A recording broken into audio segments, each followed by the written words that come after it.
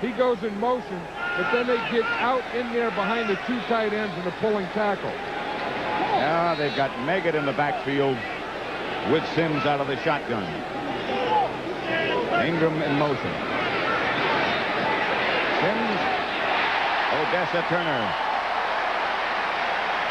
First down, Giants. Tackled by Manny Hendricks.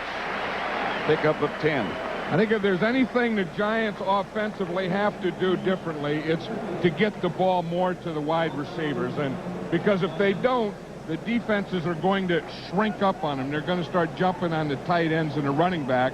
And that was the 11th pass that all the wide receivers combined have caught in 4 games. First down, Giants at the Cowboy 31. First quarter, 10:35 remaining, no score. Anderson left side. Bill Parcells was saying yesterday, Otis Anderson doesn't have the speed he once had, but he never makes a mistake. He always makes the correct cut, knows how to use the blockers. And he's just a natural runner. I mean, he learned to run, and he's a natural runner. On that last play, the Cowboys, again, on first down, ganged up on the run. They did use the 4 linebackers. They went what we call a 4-4-3. Now they're back into a 4-3-4. Second and 7. Carthon on the move again, and Anderson gets the carry. Runs into the back of Dean Hamill, and that was effective enough. That was the thing. Hamill got penetration over there. He's going against Eric Moore. He got penetration, got in the backfield, and Otis Anderson couldn't make that cut. Lost a yard. 3rd and 8. Hey, on this 3rd and long, the Cowboys bring in 2 guys, a rookie, Jimmy Jones, and Tony Tolbert, a second-year guy who they really like on pass rushing situations. They both play inside. Now here's that formation where both Rodney Hampton and Meggett are in the game. They both come out of the backfield. To Hampton, batted away by Albritton. Had a shot at an interception. Well, of course, they're starting to know now when they go to that formation, the 2 guys, they're going to try and hit one of those 2 guys coming out of the backfield. Matt Barr just signed yesterday. Cut by Cleveland on the last cut in training camp this year. But he's been working out and is ready. We'll see. 47 yards away from Matt Barr with Hostetler holding. High enough, but not long enough. Not good. They have had 8 different place kickers under Bill Parcells since he's been head coach.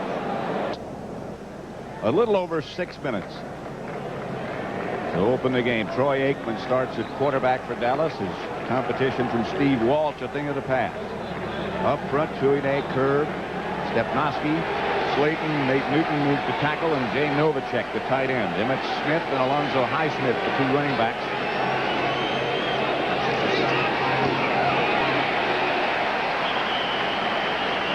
Maybe 2 for Highsmith. Here is that Giant defense ranked number 1. Eric Dorsey, Eric Howard, and John Washington up front. The fine linebacking core, Banks, Diassi, Pepper Johnson, and Lawrence Taylor. In the secondary, Thompson and Walls. The corners, Myron Guyton and Greg Jackson, the safety men. 2nd and 8. Dennis McKinnon stood wide to the left and Kelvin Martin to the right. That's Emmett Smith.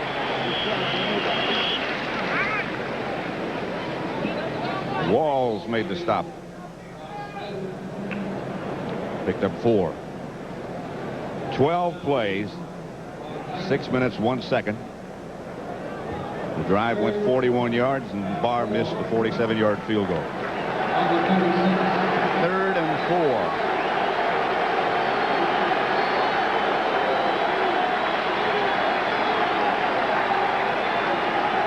Smith, the lone setback.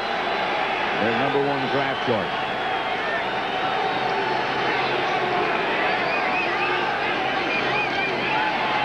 Draw play, Smith.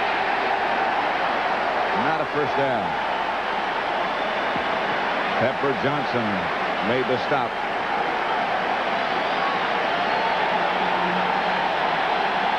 Pepper's full of fire. He sure is. He stays that way. I think the Cowboys were trying to foul him up, you know, to run on a passing down. Jimmy Johnson said they were going to do a lot of that, try and pass on running downs and run on some passing down. Well, the run on the passing down there didn't work at all. The league's leading punter, Mike Saxon, back for the Cowboys, and Dave Meggett, ever dangerous, back for the Giants. Off the side of his foot, trying to kick it away from Meggett, I'm sure. That did not look like the NFL's leading punter. 27 yards. Giants take Madden. Nothing.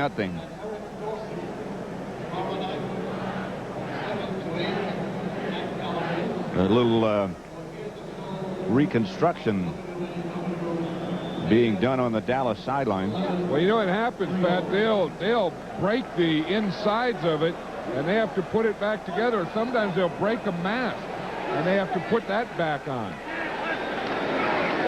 Sims to Hampton this time. And the rookie #1 draft choice from Georgia is stopped right at the line of scrimmage. No gain. One thing that Phil Simms was talking about yesterday, that he thinks that, you know, that the Cowboys are going to gang up on that first down run. And if you keep running sweeps like that, they are going to gang up on it. I think somewhere early they're going to have to throw some on first down, throw some play passes to loosen them up a little.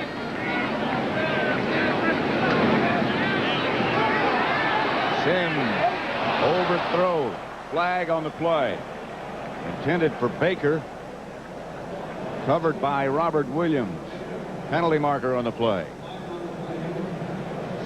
That's going to be holding against the Giants. It'll be interesting to see whether the Cowboys take that penalty to turn it down because it's holding. incomplete. Offense, number 60. The penalty is declined. Third down. I think that's a good call because it not only brings up third down, but it brings up 3rd and 10. And this is the thing where the Giants go to that shotgun, have the two backs in the backfield, and try and hit one of those backs running that scat pattern. Cowboys will probably jump on that because they don't have a lot of success of getting the receivers up beyond the 10 yards. They go with just Meggett this time. Back with Sims out of that spread formation. And 4 wide receivers. Incomplete. No flags. And the Giants will have to punt. Intended for Lionel Manuel. And that's the type of game Bill Parcells didn't want to get into. See, that's what happens when you run on first down and don't get anything. Then you end up 2nd and long and then 3rd and long. And Sims had trouble passing both of those times to his outside receiver. Flag on the play, a bad snap. The Cowboys did not get all the players off the field. Landeta was forced to run with the ball, but the Cowboys are going to get a penalty. That could have been a big break for the Cowboys. If it's against the Giants that they're signaling, then it could be a break for the Cowboys. There are 2 fouls on the play. An offset. Illegal motion. Number 55 of the offense. 12 men on the field. On the defense. The penalty's offset. 4th down. So that's a break for the Giants. Oh, boy, is it. As you just say, the Cowboys had 11 men on there and 1 trying to get off. There's the special teams coach. You always know who the special teams coach is. The guy that gets up there on 4th down and starts pointing. Landeta standing back at his 20. Rod Harris deep for the Cowboys.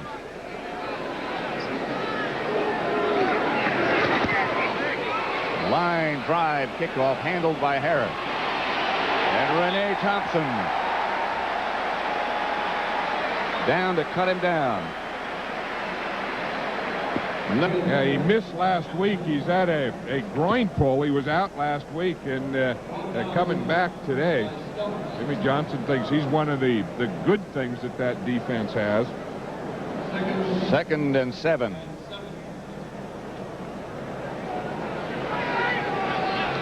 Again, they go with the 2 wide receivers on the same side. Orozco, the tight end, on the left, and Carthon on the other side. Hampton still the lone runner. Screen pass to him.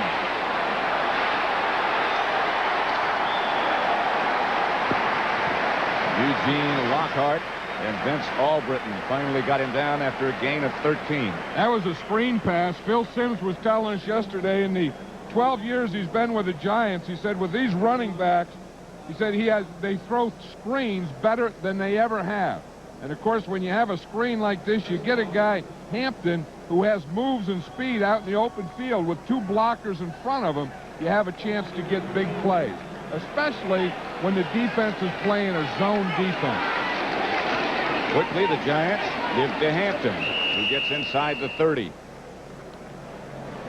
You know, quarterbacks like those screen passes, too, because they're just like running plays. You know, you don't have to worry about guys getting open because you throw it behind the line of scrimmage. The guy is always open. It's a high percentage pass. And if you have a loose defense, your chances of getting a big play out of it are pretty good. It'll be 2nd and 8. Ingram and Baker to the wide to the right.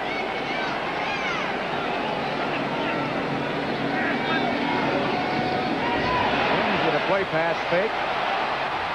Drops it out to Howard Cross.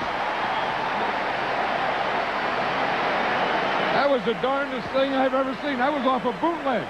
You get the backs going one way, the back going one way, the quarterback going the other way. Now, Sims does a heck of a job here because he commits that he's going to run. You see, now then the defense comes up, and boom, he just put it over his head to Howard Cross. If the defense lays back, Sims going to run for the first down. You really get that linebacker out there. That was Ken Norton. You really put him on an island and in a bind. 1st and 10 at the Dallas 17. Hampton to about the 12, stopped by Jeff Coat and Albritton. I like this Rodney Hampton. You know, usually a player that can run screen passes can usually run sweeps, and I don't know why. And a guy that goes inside, you know, and can pick a hole in the middle can't run a screen pass. So Hampton is the kind of guy who can catch a pass for you, run a screen, and a sweep. Strangely, too, John, you know, there are certain quarterbacks who can run screen passes and certain who can't. Oh, remember John Brody? Sure. John Brody was the best screen-throwing quarterback ever.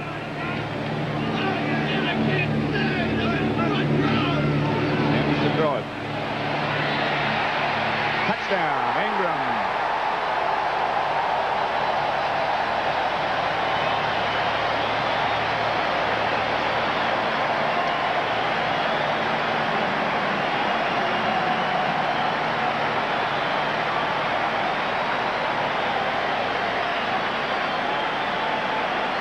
Jimmy Johnson's thinking those turnovers kill you. Tell you, that was a great mixture on that drive of run, pass, inside out. Great mixture of offensive plays. And a good throw by Phil Simms. Barr will try the extra point with Hostetler holding. Timeout for a moment.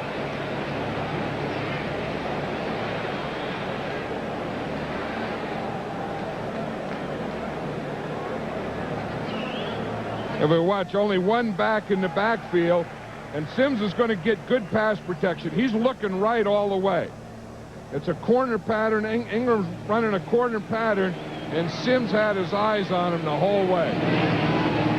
Extra point by Barr is good. And the Giants lead it 7-0 with 1:33 left to play in the out to about the 28. You know, on that touchdown, Pat, the reason the Giants wanted to get in there and kick it so quickly is Mark Ingram is right here. He's going to run a corner pattern, and he is out of bounds. He goes out of bounds there, and he doesn't have both feet in. He's up in the top, and watch him. He'll start in, then he goes to the corner. Now, he catches this ball. When he catches it there, he wasn't in bounds. They gave him the touchdown, and they didn't want to look at that. Look, his left foot is on the line and his right foot is out. So they came up there and smartly kick that thing quickly. They did review it, but they reviewed what was on the original play that we showed. Dennis McKinnon with the catch from Aikman. 20-yard pickup and a first down, Cowboys. Now you wonder how Renee Thompson missed that one. A defensive back can either go for the ball or go for the man. Renee Thompson went for the ball, and the man caught it. You wonder how it got through Renee Thompson. Didn't look like it had a chance.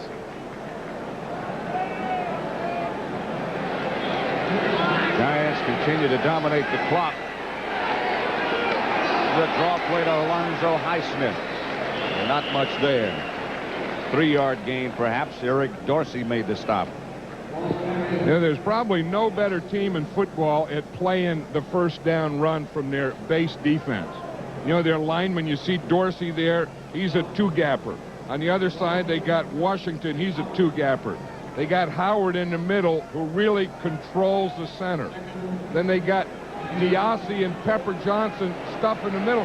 There's really no place to run on first down. Second down.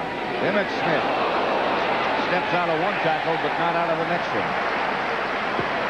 Everson Walls came up to make the stop. That's the end of the first quarter with the score. The Giants 7, the Cowboys nothing. Second quarter coming up at Giants Stadium. Giants leading 7-0. Pat Summerall with John Madden. 3rd and 7.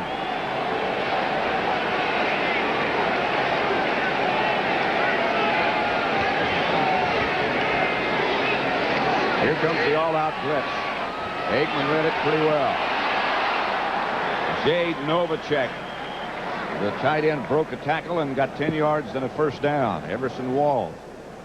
That's one thing you learn as a young quarterback, Troy Aikman, in his second year, is you learn how to read a blitz quickly and get rid of the ball, because in your first year, you're probably going to see more blitzes than any other quarterback.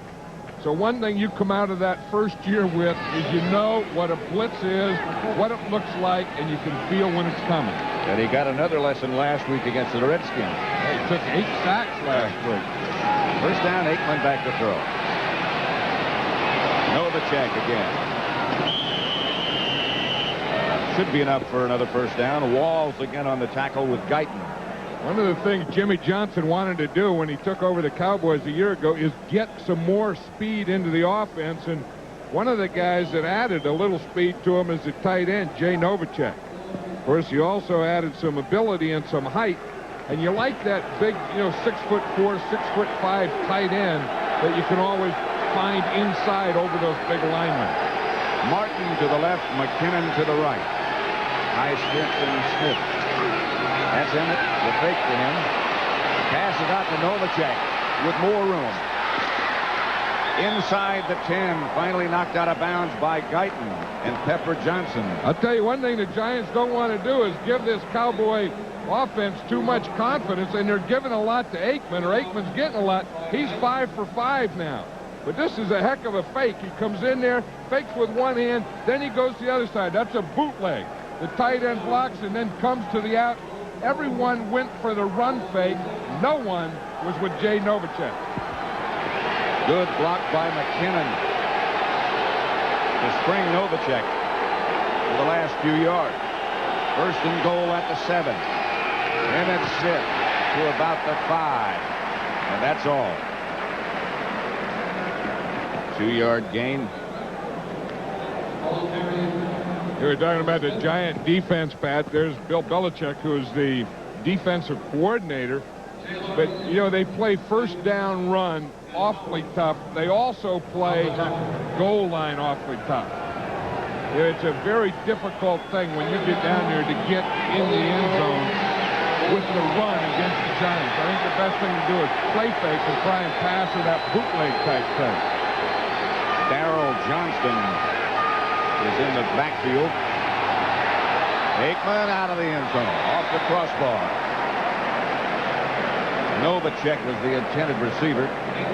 Make it 3rd and 5 now. Yeah, he drilled that thing, didn't he? He knew when you get down there, he has a field goal, and he's not going to do anything stupid and throw an interception. So you look in there, and if your guys aren't open, you just heave that thing out of the end zone. Trying to do that, he hit the crossbar.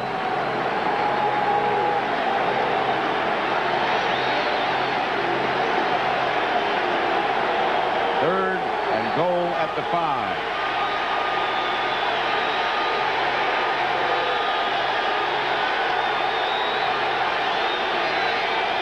Aikman back to throw it in the corner. Kelvin Martin wrapped up just inside the 5 by Rene Thompson.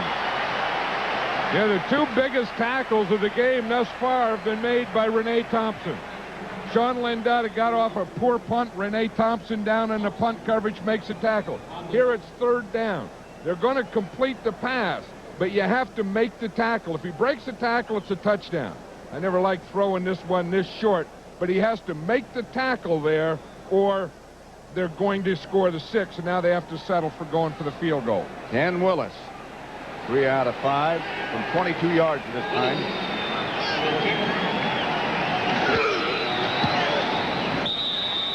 Kick is good, and the Cowboys are on the board with 11 minutes and 40 seconds left to play in the first half, and it's 7-3 Giants.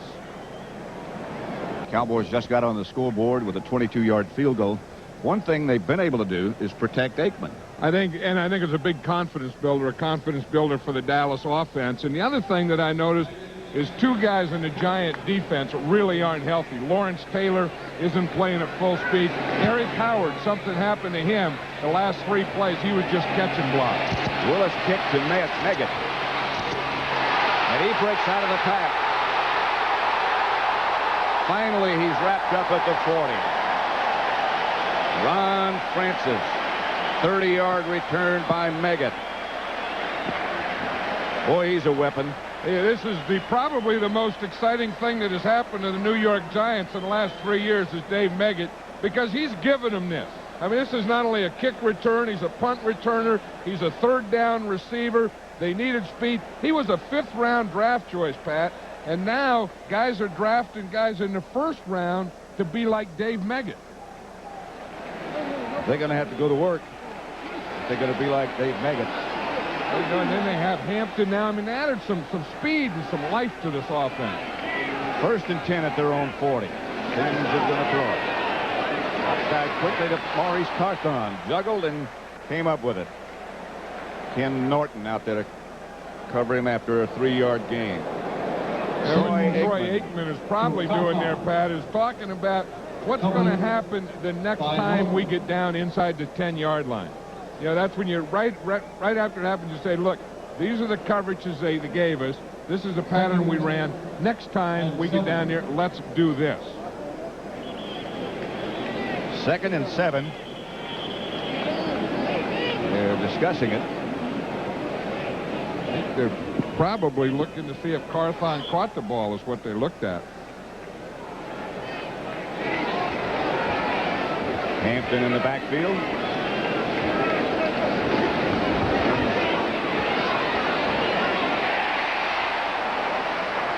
Baker with the reception and a Giant 1st down and a gain of 14. There's Lawrence Taylor in the sideline. You know, there was all the talk last week, you know, should he have been in the game? Heck, it's a game. It's a football game. You go play. Banks was in there. All the rest of the guys were in there.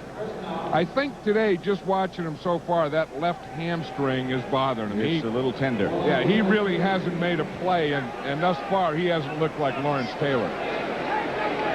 1st down at the Dallas 44.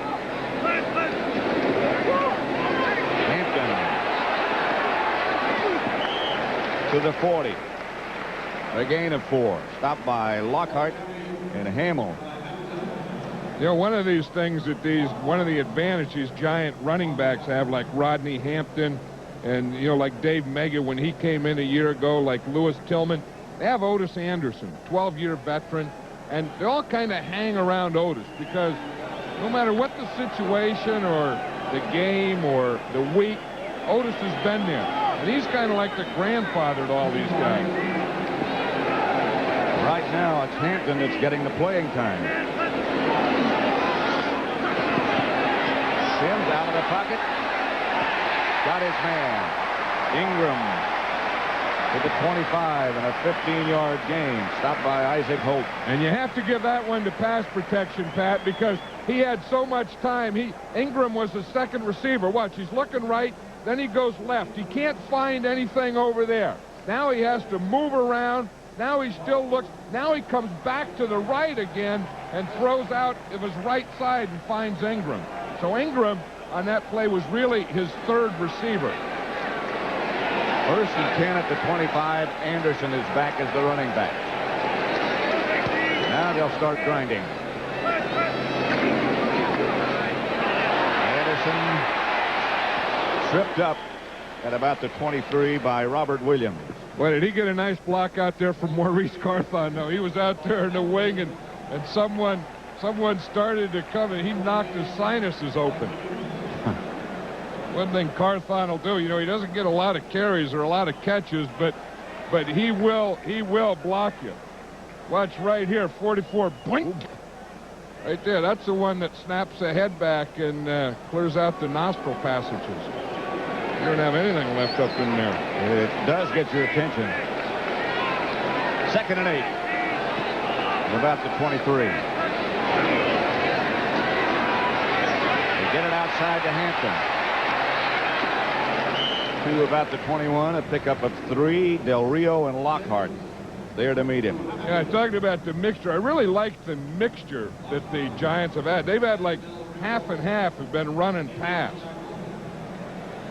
That Eric Dorsey over there, they look like they're looking for a contact. Yeah. Well, that's the way they put in contact lenses now.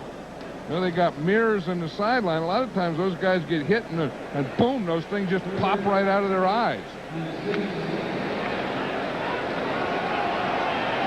3rd and 6 at the Dallas 21. 3 wide receivers to the right. Now there are 2 as Ingram leads.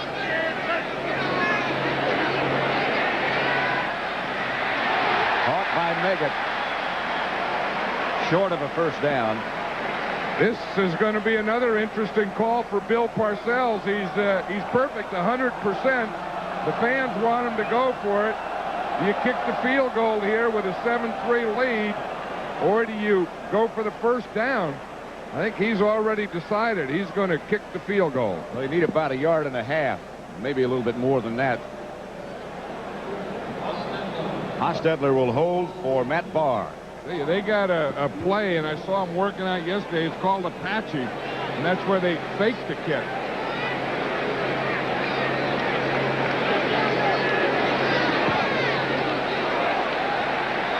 Barr's kick is good from 34 yards, and that makes it 10-3 Giants with 6:11 left to play in the first half. OJ cereal, what do you say? Try a brand up and start your day. You can get it to go, and you can take it on the road.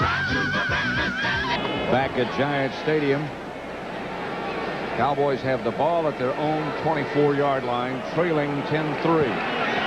With 6 minutes and 2 seconds left in the first half.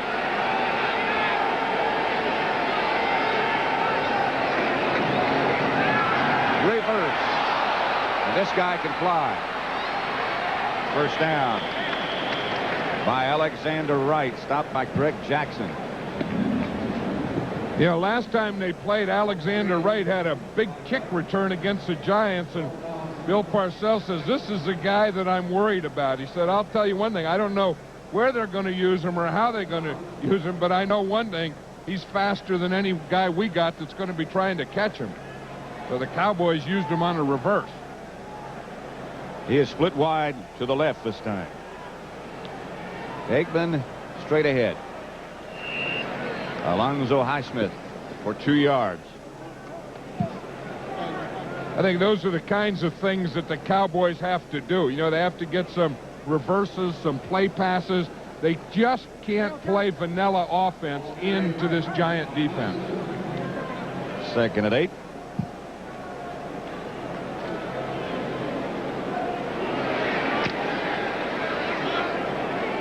4:50 left to play in the first half. Pat Summerall with John Madden. 10-3 the Giants lead. Pitch back to Emmett Smith. Nothing there. Eric Dorsey brought him down for the loss of a yard. Yeah, that's a tough thing to run on Dorsey over there, and then that's part of the bad news. And the other part of the bad news is Carl Banks is right side by side. So you get the strength of Dorsey. He holds up that tackle, strings it out, and strings it right into Banks. Makes it 3rd and 9 at the 37.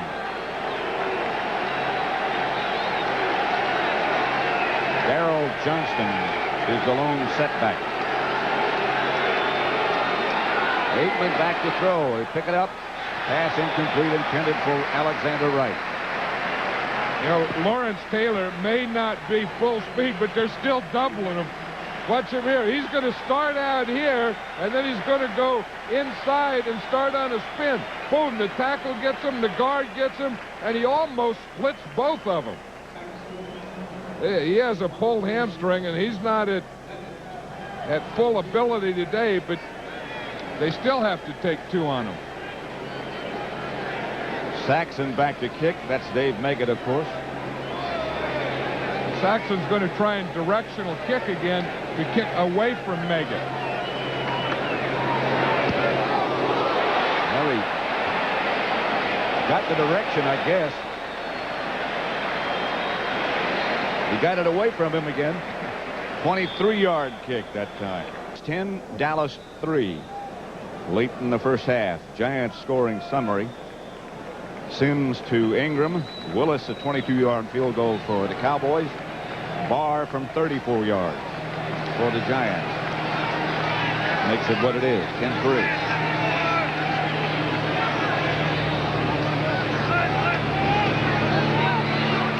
Sims to his tight end Bob Morosco.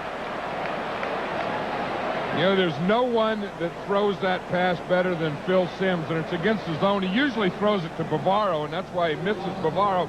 But it's called a seam pass, and the tight end just runs right up the seam, right straight through the seam of a zone.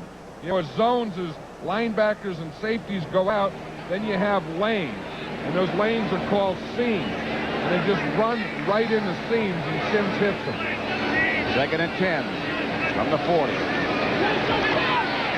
Screen pass coming to Hampton, who shook one tackle and now is off to the races. Isaac Holt finally tripped him up after a gain of 22. That's the second screen pass. The first one was a good screen. This one here, Hampton makes it. See, he starts to screen. His blockers don't get out there. See, he beats the blockers out there. So now if you're going to do that, you have to make the tackler miss. He made Ken Norton miss him, and then he comes up with another 30 yards. He has added explosiveness. Once the blockers didn't get out there, Hampton was smart enough to know it. If your blockers didn't get there yet, run back to where they were. On first down, it's Otis Anderson.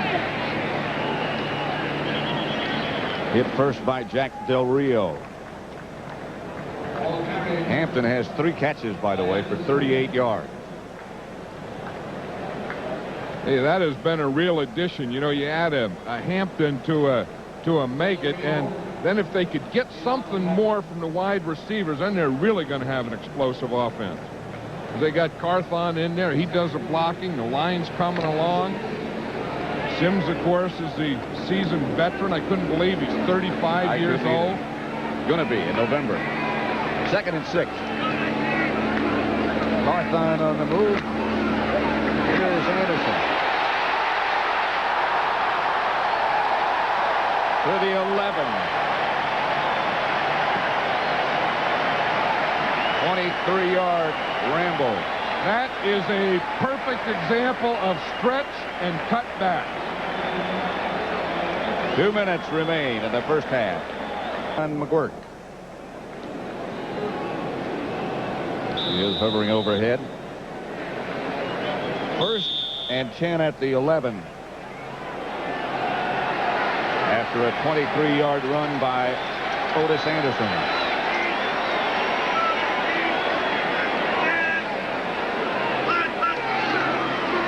This is Carthon. Struggles down to about the 7, stopped by Lockhart. You know, watch this run. You know, here's the stretch. You start out here and then cut back. Just watch what happens. You see, you get the stretch here. Now look what Otis Anderson sees. You see, he gets out here. Now he sees this. Look at this lane to his left. Boom, he hits that thing and it's wide open. But he did that by taking the pitch and stretching the defense, then seeing what was left for his cutback.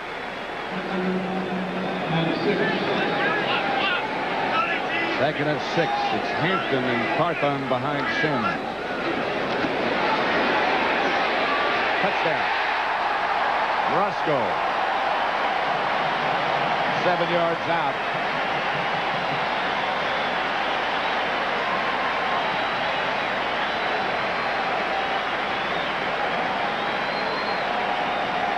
Get the tight end. Just tell him run in the end zone and stop and turn around. That's what Morosco did. Right there, just get inside and stop. And boom, you just throw it in there to him. Bar for the extra point. Hostetler holding.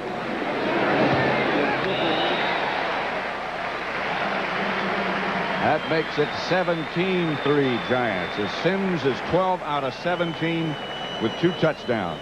The guy that throws it is equally as happy. The guys that blocked, you know, they're happy. The guys that blocked for it. And then the other guys that play the same position are probably the next in line in the happiness meter. Oh, and then the coach is happy. The guy that coaches the group. Barr hits a short kick. Alexander Wright did a remarkable job to hold on. Don't forget college football on CBS next Saturday. Florida State against Miami. It's at 2 o'clock. Seminoles ranked number 2. Miami number 10. They both won last night. Hey, Renee Thompson made a heck of a play on making that tackle. Watch this guy. He plays special teams coverage like no one that I have ever seen. He has the knack of getting down there, getting open, and making the tackle. He just throws his body in there. Now he's also the starting corner. And this is going to hurt the Giants because they have to take him out. They not only lose the best special teams player in football, but they also lose their starting left corner.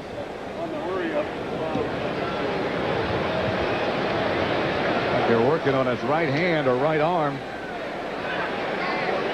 That could be one of those finger dislocations, Pat, where the palm is down, the fingers up. Looks like a thumb. They're holding his thumb. A minute, 13 seconds left to play in the first half. Giants 17, Cowboys 3.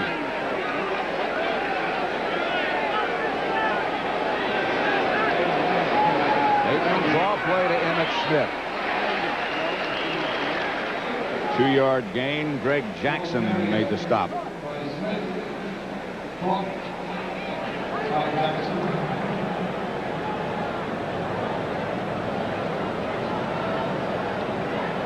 Second and 8. Roger Brown has replaced Renee Thompson at left cornerback.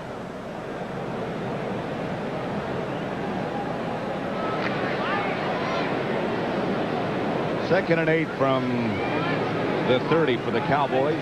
Giants leading 17-3 with 30 seconds remaining first half. Just going to run it out. Smith stopped by Banks. 3-yard pickup. You know, Smith really hasn't had much to run in the first half. He's had 7 carries for only 13 yards. And, of course, he's their big #1 draft choice that they were looking forward to big things from, and it's a tough indoctrination playing against this defense.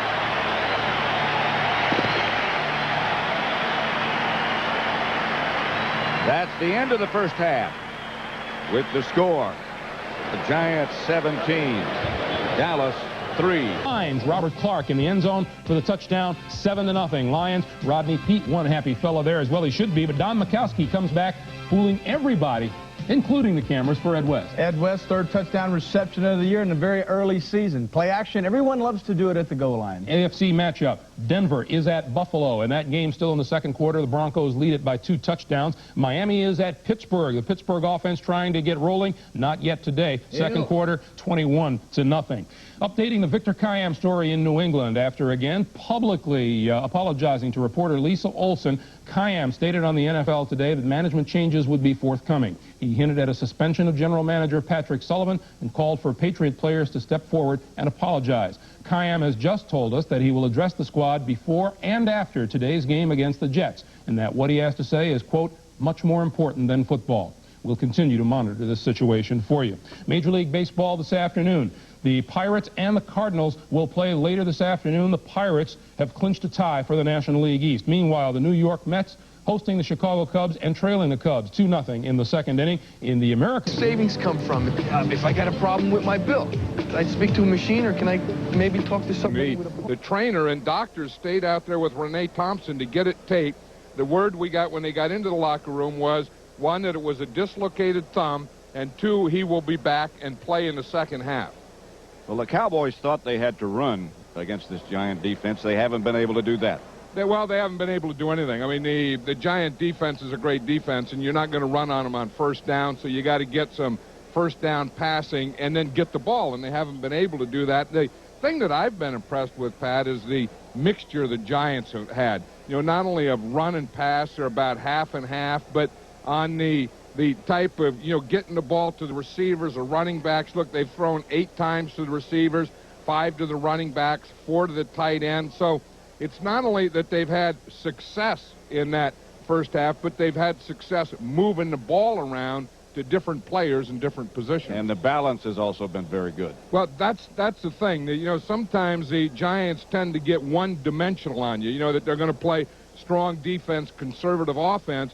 And today, in this first half, they really opened up the offense. They've done a good job, no question about it. They've, again, dominated the ball in terms of occupying the clock. Well, then if you look how they move the ball around on the pass. Now, here's how they did it on the run. You see that they got 5 yards to the left, 23 in the middle, and their big gainers have been around the right end. They have 46 yards of their rushing to the right. About set to begin the second half with the Giants leading the Cowboys 17-3. Matt Barr will kick it off in the direction of James Dixon and Alexander Wright.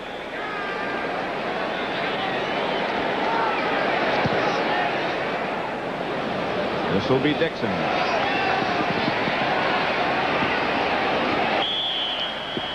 Cut down by Roger Brown, who replaced, as you'll recall, Renee Thompson in the secondary.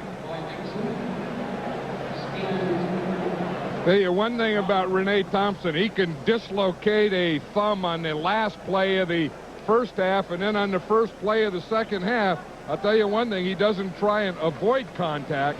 He knows where the ball carrier is. He knows where it's going.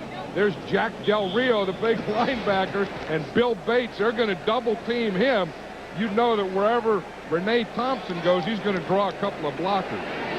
So it's first down, Cowboys at their own 24, trailing by 2 touchdowns.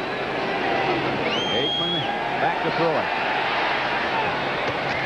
Kelvin Martin, first down, Dallas. Renee Thompson on the coverage.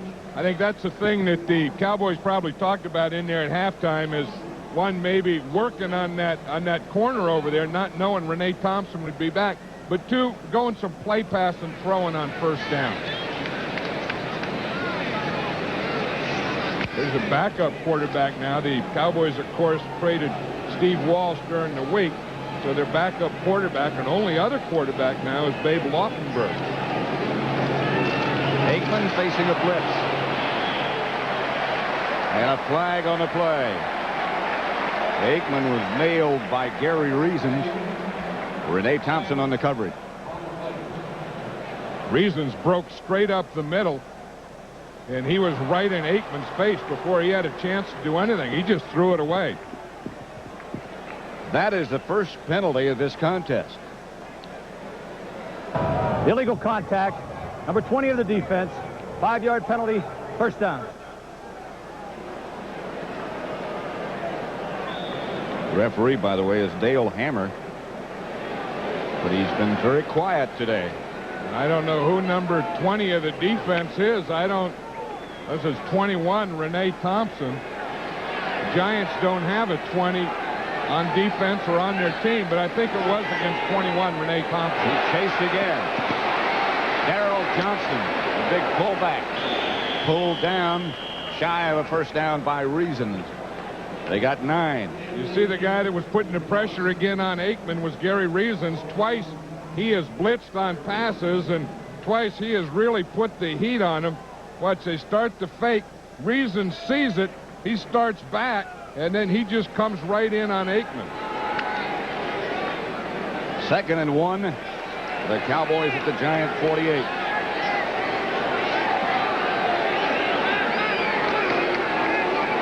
Highsmith knocked backward.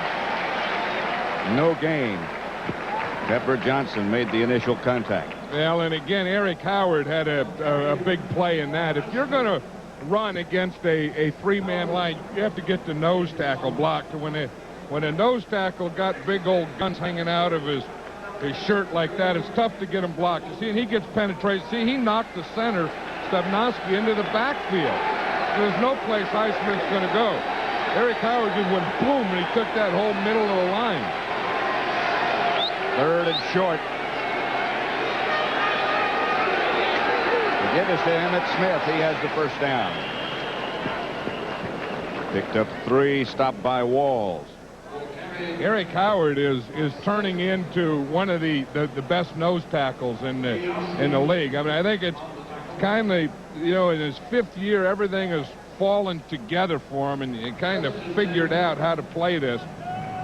Stepnoski's a 2nd-year center, and what Eric Howard did last time, it played his snap hand, his right hand, because you have to snap it with your right hand and get it back, and Howard always took his right shoulder. Look how close he gets to it. Yeah, he gets paint to paint. What was wrong with that play? Aikman just threw it away. They were trying to run a screen to Highsmith. I'll tell you, that's one thing that drives coaches nuts is when the announcer says something's wrong with that play. And you've been working all through training camp and practicing all week for it. Something's wrong with that play. That was ugly.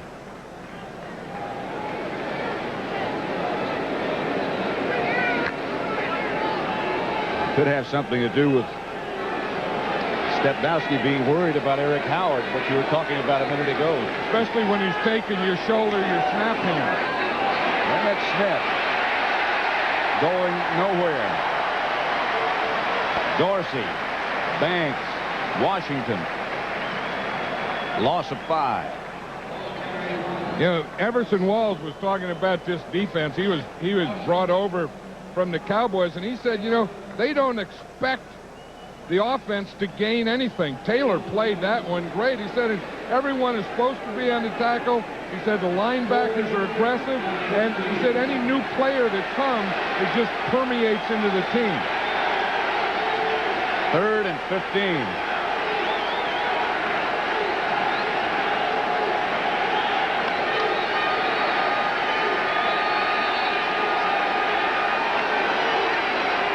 Aikman is going to have time, but he won't get a first down. Stopped at about the 41 is Kelvin Martin. Pickup of 8. Of course, that's a tough thing when you're 3rd and 15. You not only not get a first down, but you don't get your team in field goal position, and they have to punt. And these Giant fans understand all of that. Mike Saxon, who's had a tough day, came into this game leading the league. But the presence of Meggett makes you change everything. Well, he was trying to directional punt, kick it away from Meggett, and he's had 2 shanks.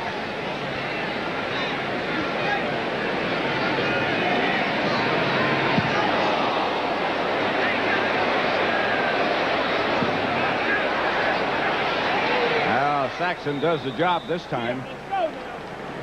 And James Dixon down to down it. The Giants will take over inside their own 5 with 20 around the country. And he furnishes some spectacular shots. At the 6, 1st and 10. Sam's going to work.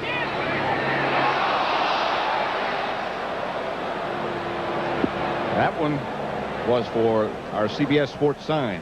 Well, what happened there is Isaac Holt came up in a rotation and bumped the receiver that Sims was going to throw to. And if he would have thrown that ball when and where he was going to, it would have been an interception. Isaac Holt was right there. So it brings 2nd and 10 from the 6.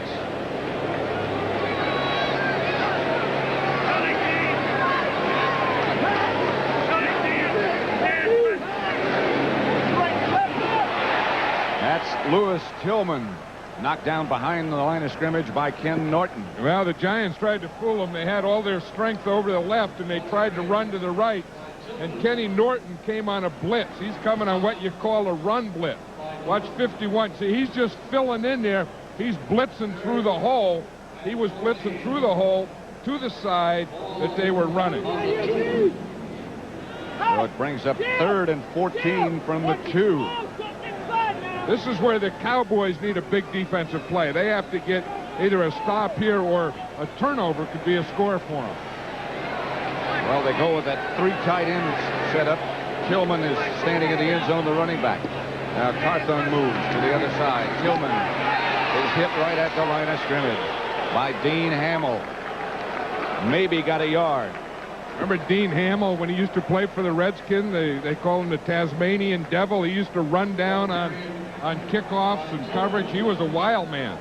Rated over him, and he's very good against the runner. Not a big pass rusher, but he's good against the run. Landetta standing back at the back of the end zone. Rod Harris back deep for Dallas. This is a good time to come on a block. Landetta gets off a good kick. And Renee Thompson. He's hurting, but he's there. And that's why he's the best. In fact, as I watch him the last 2 years, he may be the best that has ever covered kickoff because he's a marked man and punts, and everyone knows he's coming down. They're all after him, but he still whips them. 44-yard punt by Landetta. For his teammates, where he gets a full deck to play with, because he can stand in there and he can throw that thing. The Giants have put Perry Williams at the right cornerback where Wall did play and moved Wall to the left to replace Renee Thompson.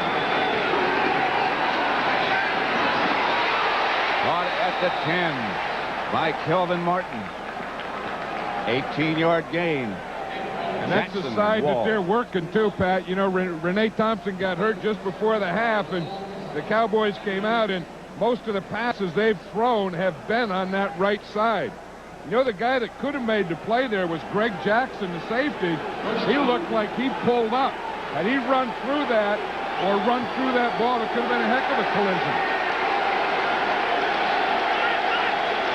1st and 10 at the 10. That's Emmett Smith. Down to about the 3. A pickup of 7. Isn't it amazing how the success on the pass loosens up a defense? The Giants were up there stuffing that run, stuffing the run. Aikman hit 3 in a row, and now the whole defense loosens up. 2nd and goal now from the 3.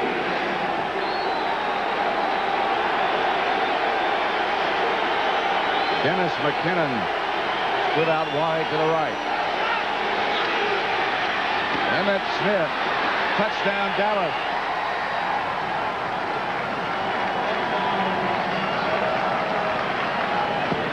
This is a guy that Jimmy Johnson says is going to be a heck of a player. I think one of the few times he gets excited when he's talking about his players is when he talks about Emmett Smith. Of course, he missed training camp. He was a #1 draft choice. Didn't work with the team, but he said the guy just has great natural talent to run. That's some move right there. That's his first NFL touchdown. Willis to try the extra point. Novacek holding. And the Cowboys move to within a touchdown. It's 17-10 left to play in the third quarter. Giants lead Dallas 17-10. Willis will kick off. Meggett and Hampton will be back deep for the Giants.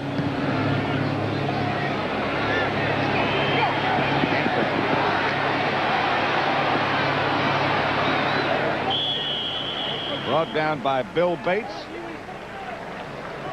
You know, as we watch this I formation and the touchdown, you're going to see Emmitt Smith in there and Alonzo Highsmith, 32. One of the reasons they traded for Highsmith was his blocking ability. And watch that lead. Boom, he gets a lead right there, and you see Smith right behind it run off the lead. Once they got Emmitt Smith, they felt that they needed a blocker, so they went out and traded for Alonzo Highsmith.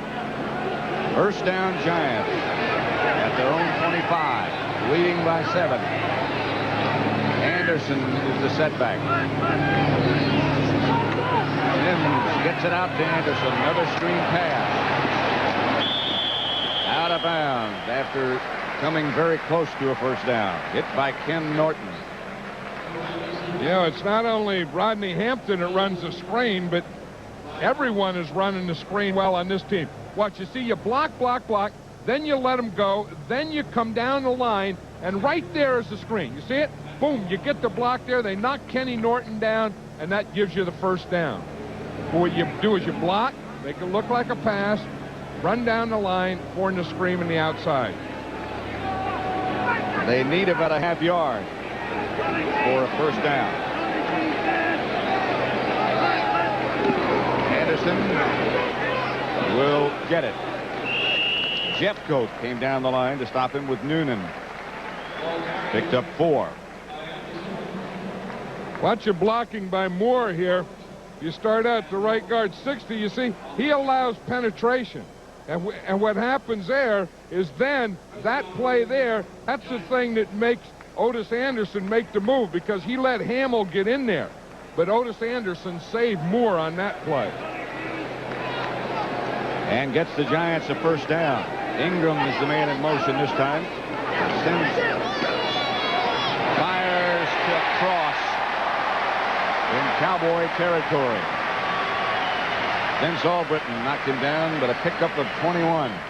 Well, there's that seam pass we're talking about where you just run your tight end right down the seams, then you run your outside receiver on the outside seam, and if the safety goes over, boom, you just hit the tight end. The Giants in the last 5 years have made a living on that pass. Over and over again. But remember the year they went to the Super Bowl? That was the thing they were always throwing to Bavaro. Right. First down at the 42. Anderson with a good cut. And picked up good yardage because of that. 6 he got. Yeah, that was a great cut. There were 2 Cowboys that weren't even blocked over there. And they came through the line of scrimmage, and they're both free standing there. And he shoots them some air. Watch him. There's 2 Cowboys right there, 2 free guys. He runs right by him. What is this? And then they don't tackle. Oh, boy, that's terrible. I mean, you got 3 guys out there that aren't blocked, and Otis Anderson shoots them some air. And gets 6 yards. Yeah, that's either great running or poor defense. That's just a great cut. We were talking about that earlier.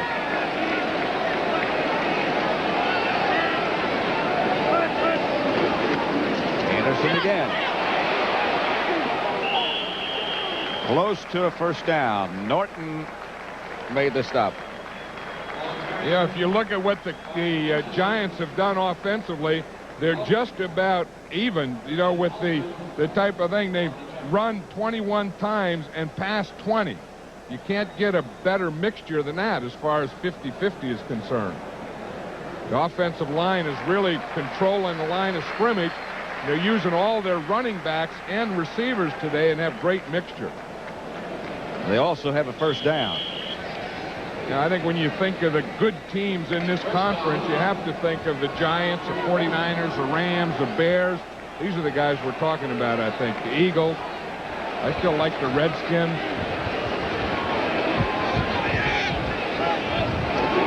Sims will throw flag on the play. Sims caught in the backfield by Jeffcoat. But a penalty marker down. I think maybe Otis Anderson moved.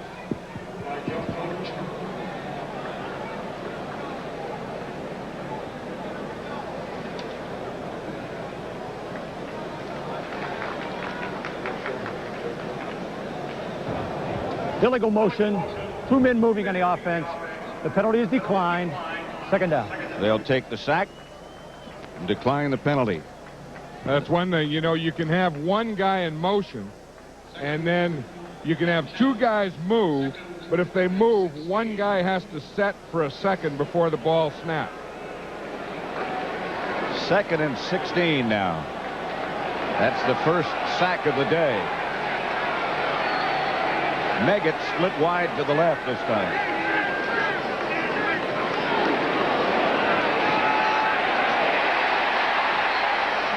Baker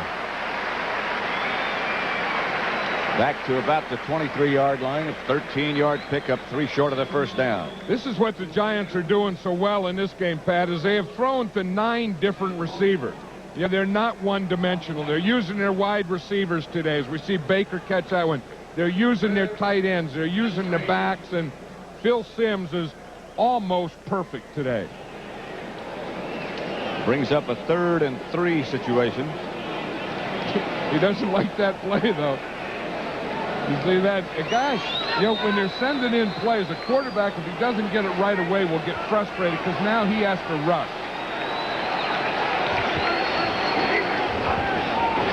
Good cut again by Anderson, and he dives for the first down. James Washington tripped him up.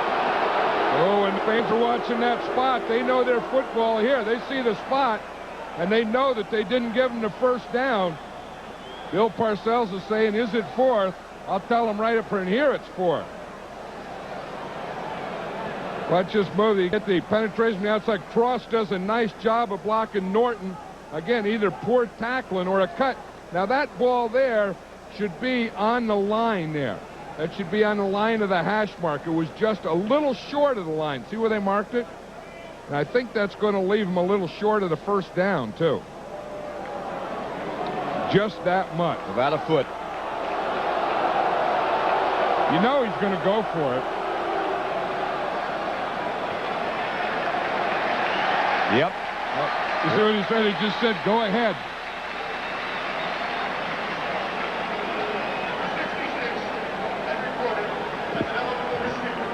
I would say this one, they bring in another lineman. They put Carthon in the backfield. Now, Carthon's going to be there to lead block for the tailback. I'm sure who'll get the ball. And William Roberts will be the tight end on the left. Anderson got it.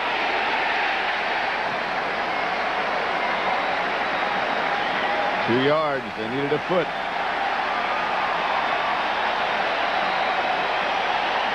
Lockhart on the stop. You see that look of satisfaction on Bill Parcells' face and his whole body language. There's nothing that is more satisfying than picking up a first down on 4th down, nor is there anything that's more relieving when it happens. 17-10, the Giants lead. 1st and 10 at the 21-yard line of the Cowboys.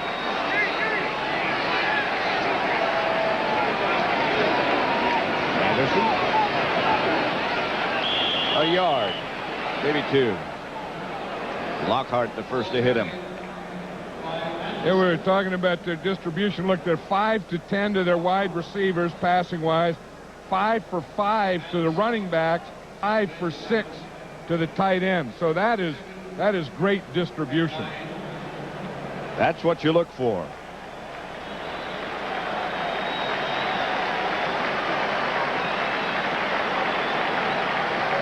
It'll bring up 2nd and 8. And that's why they're so tough. They're so tough on defense, and then on offense, they don't make mistakes, and they just control the clock. Well, that's the end of the third quarter with the score. The Giants 17, the Cowboys 10. Down by Lockhart and Jeffcoat. Second sack. You know, one of the things they wanted to do in the NFL, Paul Tagliabue, is to shorten up these games, and in 3 quarters, they've really shortened They've done a good job here. You know, and I think that sometimes in doing so, they've taken plays out of the game.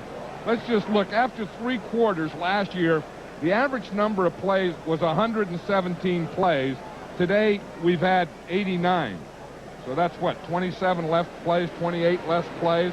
And I think that's the complaint most coaches have. You're getting fewer plays, fewer opportunities, and then not enough time at halftime. 3rd and 16. Tim to Hampton. Touchdown.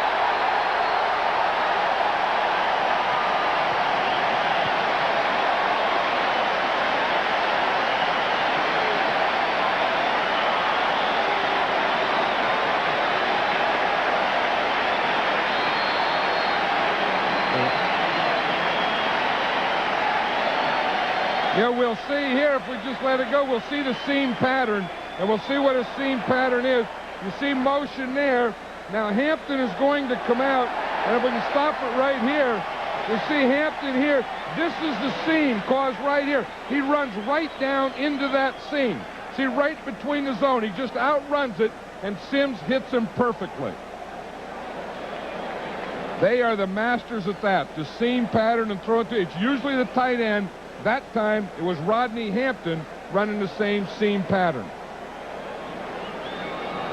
You know, there aren't a lot of teams that throw that because it takes a lot of timing. I think they're taking a look at this play.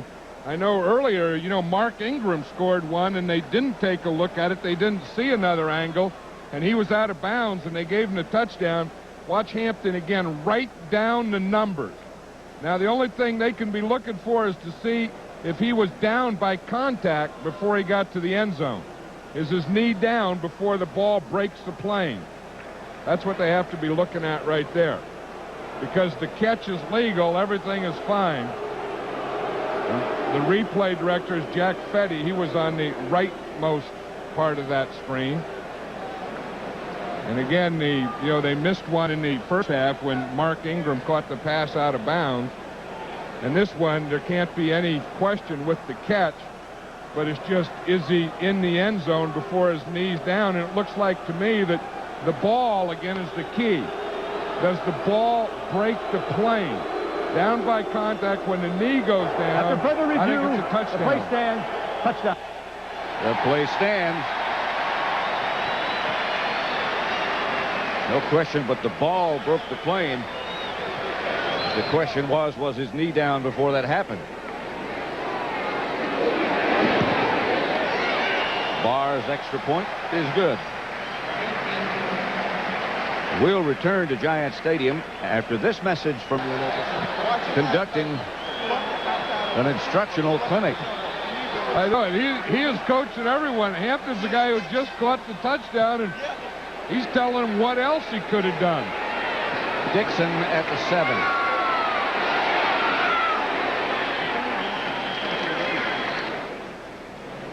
Okay, here we go, fellas. Well, it's that time of year, Thursday night at 8 o'clock Eastern Time, live coverage of the National League Championship Series, Game 1, here on CBS.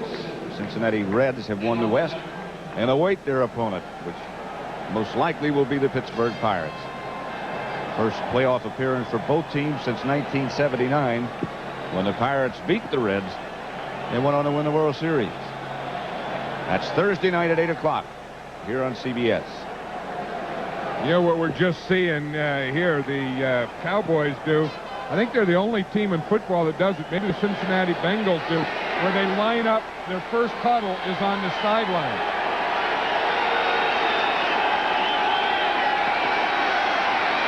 Aikman gets it to Emmett Smith. He's hit by Renee Thompson and Pepper Johnson.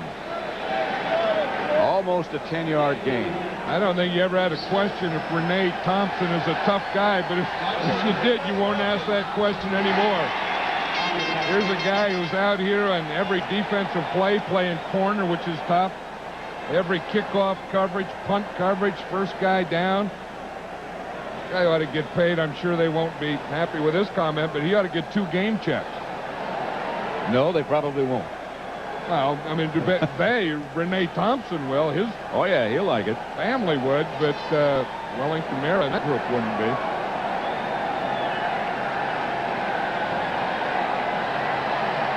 George Young wouldn't be.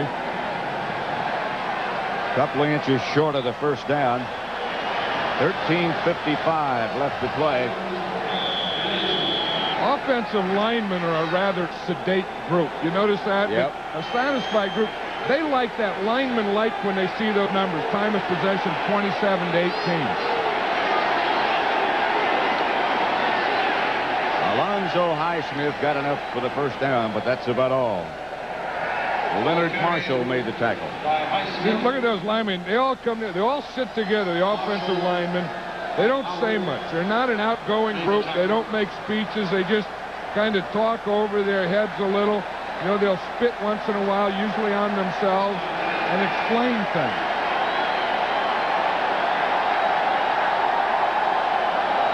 Defensive linemen, they're crazy. I did this, I did this, slapping each other in the head and stuff. Totally different characters. Here's Aikman. Gets it out to Novacek. Novacek outside the 40 to about the 43, a pickup of 7. Leonard Marshall almost had Aikman. In fact, Leonard Marshall isn't starting now, but he gets a spinner in there. See if we can see it. Watch 70 right there. Boom, he hits. You see the spin? Then he comes around and the same thing, gets out of the spin, straight up the middle, and he's just about there when Aikman gets rid of the ball. Big Leonard, he likes those spinners. 2nd and 3. Smith, flag on the play. He got enough for a first down. Pepper Johnson dragged him down. Put a marker down. Holding against the Cowboys. Yeah, Bill Parcells was saying that the 2 guys on the defense that have really come into their own thus far have been Pepper Johnson and Eric Howard. Holding, number 66 of the defense. 10-yard penalty, still 2nd down. 66 is Kevin Gogan. Jimmy Johnson was telling us last night that he planned to alternate his guards. The first set, the starting set, would play 1 3/4, and Gogan and Giesick would play 2 and 4. Yeah, and the reason that is because he's really not satisfied with any of them. It's not that he's trying to keep anyone fresh or rested. He just doesn't like the play of any of his guards so far. 2nd and 14. Reverse to Kelvin Martin. Played well by Pepper Johnson. Only a 2-yard gain. Pepper Johnson loves that because they got fooled on that reverse the first time. It was the same reverse, same play. They got to run there. Now every coach is going to say, look, when the ball goes away, hold your own. Check the reverse, check the reverse.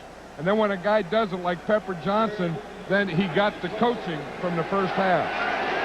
3rd and 12 at the 35.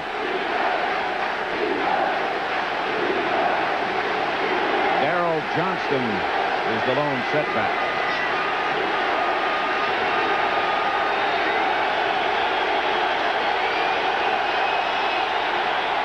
Aikman picked off by Perry Williams. Intended for Wright. I'll tell you who caused that one is Lawrence Taylor. Lawrence Taylor got a heck of a rush. Watch him. He's going to come from the right up the middle there, 56. Now he's going to hit Aikman just as he throws the ball. You see, Aikman couldn't see his receiver, and he couldn't step forward. And that was the start of the interception right there with Lawrence Taylor. Right in his face. And you see when the guy's in the face, you see what happens? The ball ends up short. It was interesting now. I just saw Lawrence Taylor talking to Bill Belichick, and there was so much talk about him not being out in the last play, whether they're going to take him out at the end of the game in this game.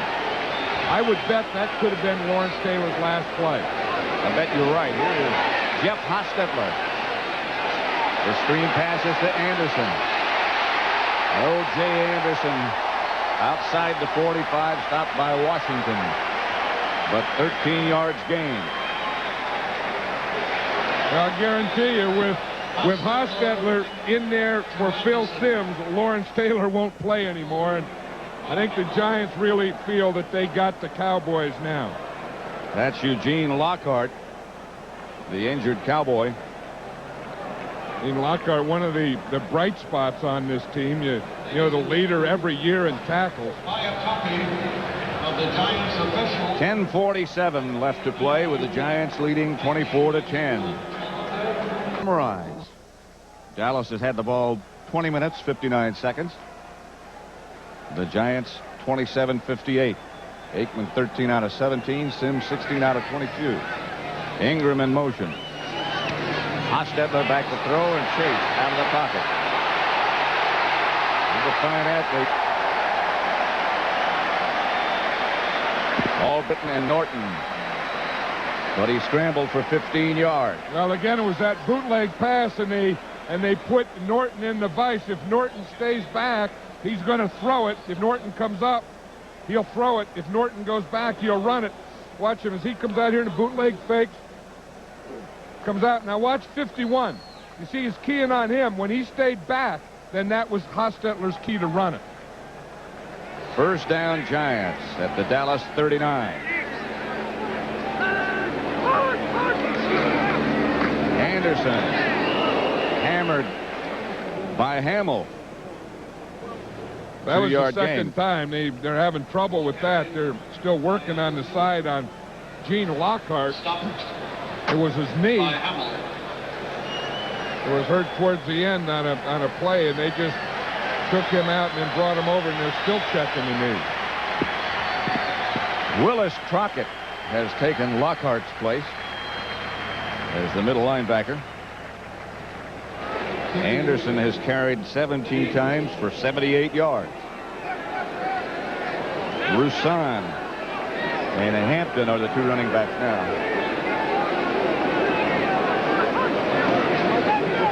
Hostetler to throw. Gets it to Roussan. Roussan inside the 25 to the 24. I think the Giants have the Cowboy defense where they can do anything they want to him. Hostetler coming back, you see both backs checking and then going through, where you just check like you're going to block and then you run right through. That's what Roussan did. I think it's smart to get Hostetler out of there, or in there, not only to get Simms out of there, but you got to bye next week, and your backup quarterbacks get a little time to play. So you're killing a bunch of birds with one stone here. First and 10. Giants at the Cowboy 24. Tillman is the setback. Inside the 20 to the 18. Stopped by Norton. I think the most impressive guy to me today in this game was Renee Thompson, but the second guy was Otis Anderson. You know, you keep thinking he's just hanging on there, but I mean, he not only plays well, but he looks like he's getting younger and fresher. And faster. Right, and then these other guys come in like Tillman here, and, you know, the thing is worn down. They've watched the old master do it, and then they come in there and they just take over. I mean, this guy has to be an inspiration to this team, if not by words, just by the way you play the game. Not many running backs play the game as long as he has. And still makes the cuts that he does. That's Tillman. You're about the 11, a pickup of 6, tripped up by Albritton. This is when it's fun to play, when you get down in this situation. You got the defense, you got them where you want them. Of course, Phil Simms is a guy that was very beneficial to get him to that position. See, he's 16 for 22 and threw 3 touchdowns. Now he not only has the rest of this game off, but the Giants have a bye next week. So this will be a big plus. You go into your bye 4-0. You can't ask for anything better than that. The NFC West has the bye this week. All 4 teams.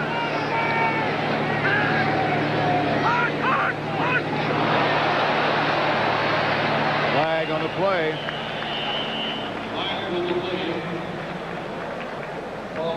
Old Hostetler gave him that hard count. You see that? He gets down there, and he's trying to get some yardage in there, pick up a 5 yards to get 1st and 5. Offside. Number 96 for the defense.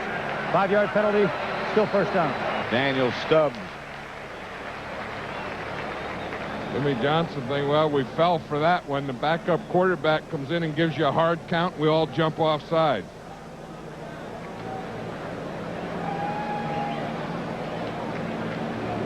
There's Hostetler. 6:25 left on the game clock. Less than that now. Of course, Hostetler, you know, he's a 7-year veteran. We're not talking about some young quarterback who's never played the game here. On 1st down, Tillman hit in the backfield by Willis Crockett. Yeah, that's a perfect name for a Dallas Cowboy. I mean, I think Willis Crockett, if the Cowboys, you know, when they get good again, if they had this guy playing linebacker, it'd be good. Who's a linebacker for the Cowboys down there? Old Willis Crockett. Willis Crockett's a linebacker for the Cowboys. It's, you know, a character they write books about. He just had another name, a 3rd name, like Dewey Willis Crockett or something like that. Or if the Cowboys would trade for Billy Joe Tolliver. Billy Joe Tolliver and Willis Crockett went out after the game. Hostetler got away from the blitzing Cowboys and is going to get into the end zone. 12 yards out. Hostetler gets it in.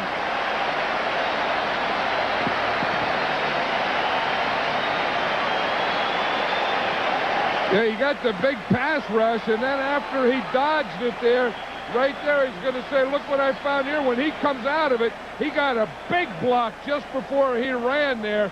Someone got hit, and the first thing that hit was the back of their head. But once he got through all that stuff in there, he had a straight shot to the end zone. The way Bart Oates is smiling, I wouldn't be surprised if it were he that picked off that guy. Might have been. He was in that area. Barr's extra point is good. So with 5:20 left to play, the Giants are in command 31-10. Dixon to return the kickoff, but not very far. Dave Duerson made the stop. That it was Bart Oates. Watch Oates. He's right here, and he's going to get Tony Tolbert, and that's the play that is going to free Jeff Hostetler. But watch it right there. I mean, that's the play that the first thing that hit was the back of Tolbert's head, and that opened that lane for Jeff Hostetler. And Hostetler, as we said, is a fine athlete. Took advantage. Scrambled in from 12 yards out. And Bart Oates is still on the sideline talking about his block.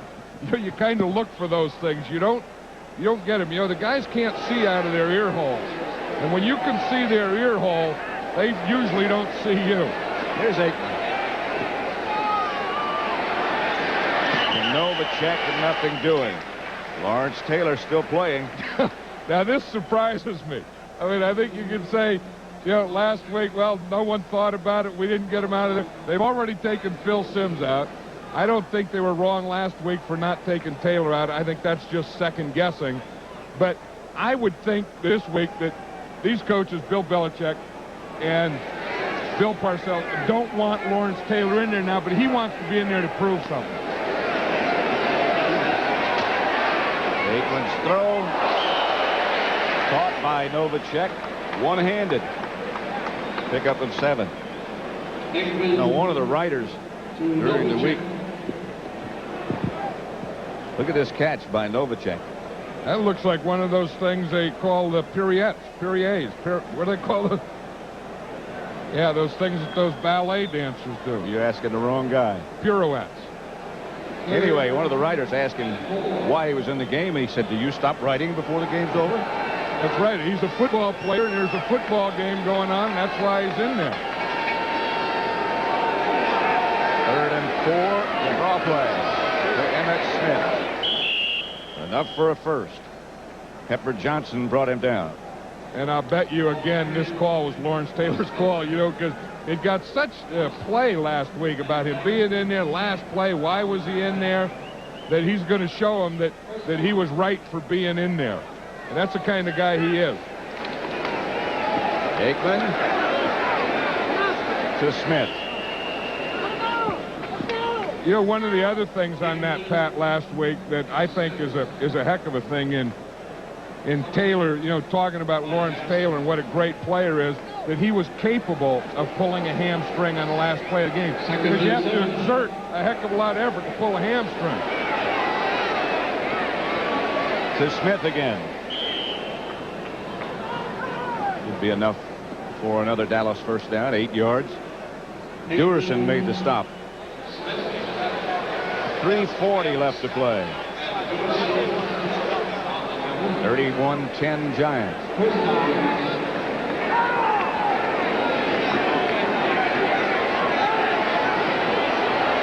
Smith, another one-handed catch.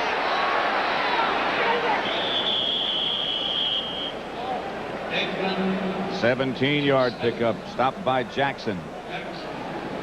Smith hurt something. Or just got tired, one of the two. Well, I think he's been frustrated. I think his feelings are a little hurt because this Giant defense has really, for most of the game, had the clamps on it. Darrell Johnston in the game. There's a flag on the play. Des McKinnon. I beg your pardon, James Dixon. Well, they had to call something out there because Roger Brown had a collision before the ball got there. I think the official knew that, you know, it probably has to be interference if Brown hits the receiver before the ball gets there. Pass interference on a defense. Number 46. The ball is awarded at the spot of the foul.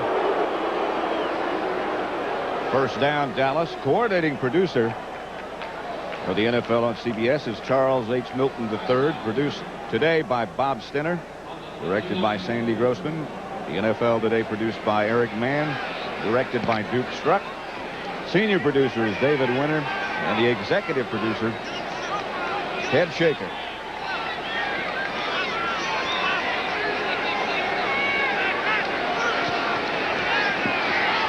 Aikman in the direction of James Dixon.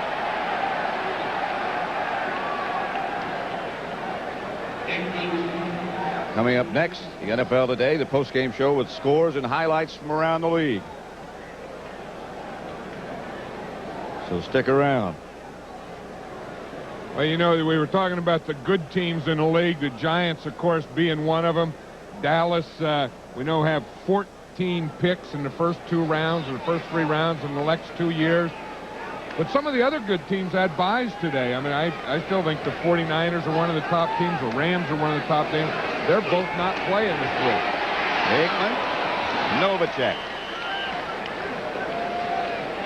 The NFC West and their records, they have the buys this week. Well, you know, it's an advantage for the Rams, I think, because they're beat up. It's also a big advantage for the Saints. The Saints aren't a bad team. They have quarterback problems. They made a trade this week for Steve Walsh. They have a bye week. I think that's a plus for the Saints also. Novacek having a good day, down to about the 7, stopped by Duerson. Yeah, and I'm impressed with Aikman. I mean, he doesn't have a lot of chances. He didn't have the ball a lot today because of the job the Giants have done both offensively and defensively. But for a second-year guy, he sure has a lot of cool.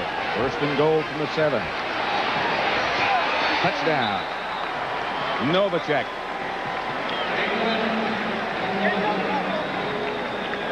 I mean, when this guy gets all the players in place, Aikman's going to be a star in this league. And you just hope that while they're doing that, while Jimmy Johnson and his group are doing that that he doesn't get too beat up or hurt or frustrated or any of those type things, because the guy really is a confident guy now. Novacek has caught 9 passes for 85 yards and that touchdown. Willis for the extra point, with Novacek holding.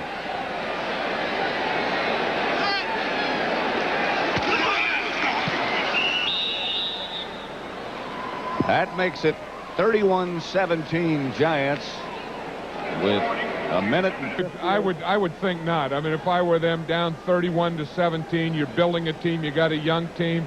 The way he's putting it there in the tee or not on the tee, that is an onside kick, so he's going to kick one. But I don't think I would. We'll put a bunch of guys over here.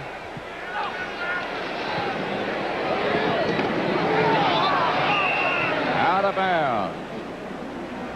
They had a shot at it. Yeah, they did, but I think when you're trying to build a team, Re-kick with a 5-yard penalty. you know, that you just try and get out of it. You try and keep everything solid. They're not going to win the game anyway. Penalize them 5 yards. It's still got to go 10 yards if they choose to try it again. Yeah, I'll tell you one good thing about that. Jimmy Johnson is here, and he's just hoping to get it. I'll tell you, if his team that were covering it were as excited as he would, they would have come up with that ball. You know, that last drive gives Bill Parcells something to complain about for 2 weeks. You know, how the Cowboys took it to you. You had him. You couldn't stop him. The guy drove right downfield. You know, your defense is nothing. You know, that gives them 2 weeks to preach that one. They're going to try it again. Come on back a little bit, Vincent. There you go. Go. There it is. I think they touched it before it got 10 yards. Right, yeah, because the one official threw his hat. And he threw the hat at the point that it was touched. And it was before 10 yards, so the Giants will get it there. See that when an official throws a hat, that means that he is spotting something. See, the Cowboys can't touch it till it goes 10 yards. They touched it right there. And then the hat comes out, boom, and then the Giants get the ball. 1:58 still remain.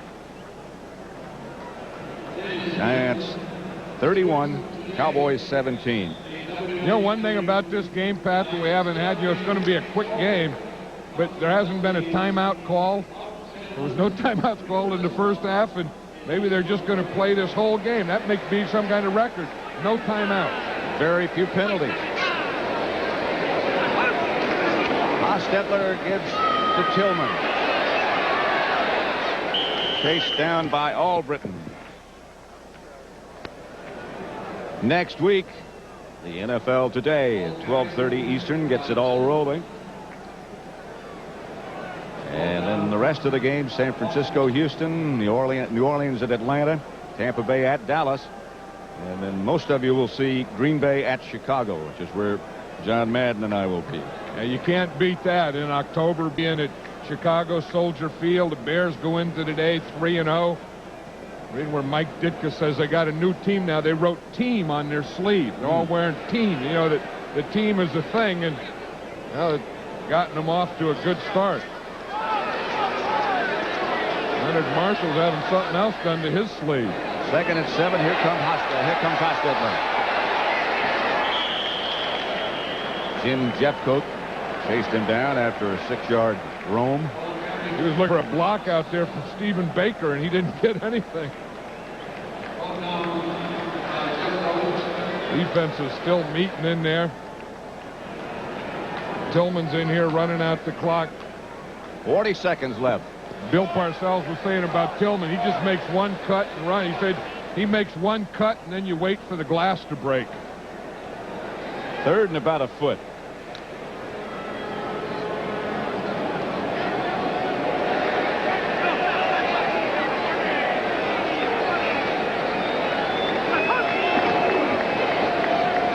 Tillman Didn't get the first down, but that doesn't really matter.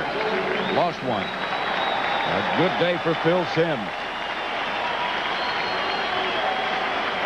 A good day for all the Giants. I think they, you know, as a team, when you put everything together, their defense, you put their special teams, their offense, I think it was as close to perfect as a team can be at this point of the season. So they'll have a bye next week, and they'll go into the bye week 4-0.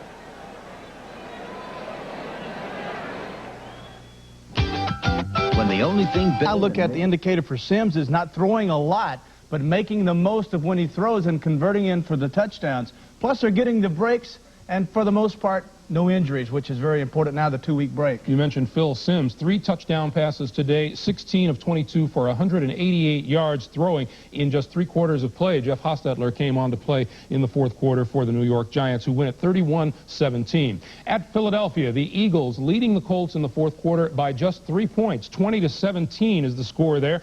Keith Byers has over 120 yards receiving. There are 10 minutes to play in that game in Philadelphia. Reggie White has been a terror on defense for the Eagles. As usual, he has 3 sacks today. He has 6 on the season, and Randall Cunningham has thrown 2 touchdown passes, one of them to Keith Jackson. Keith Jackson rounding into shape pretty quickly since his holdout. Well, he's got those fresh legs, and the thing that's good to see now, I'm sure Buddy's happy to see the pressure from his defense. You know, they did not play that well the first couple of weeks, and now they're starting to put the pressure on the quarterback, and now they're getting the ball, Cunningham to the backside of the backfield. Quick, still not the force, and somewhere down the road, the ball's got to be put in a receiver's hand to become the threat. If they look back to a turning point for the Eagles, it would be last week in the victory on the road against a very good Los Angeles Rams team. And that's the key. A very good football team in the Los Angeles Rams, one that many have said is the second best team next to the 49ers in all the National Football League.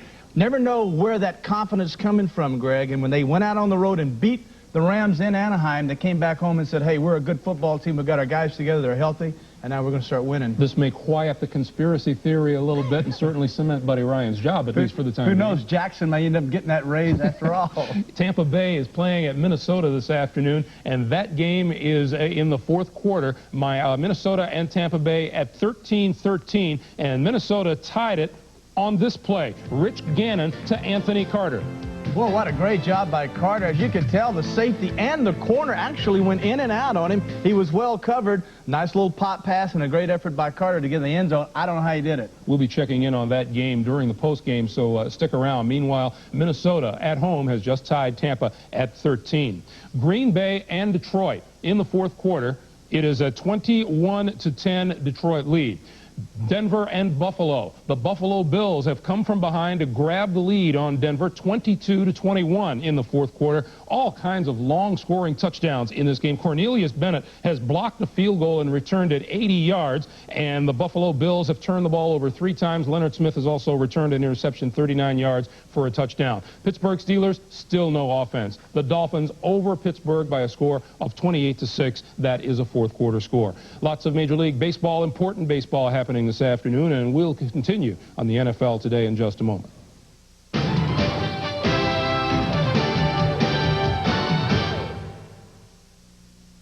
Dean Witter believed in priorities. Know why your clients are saving.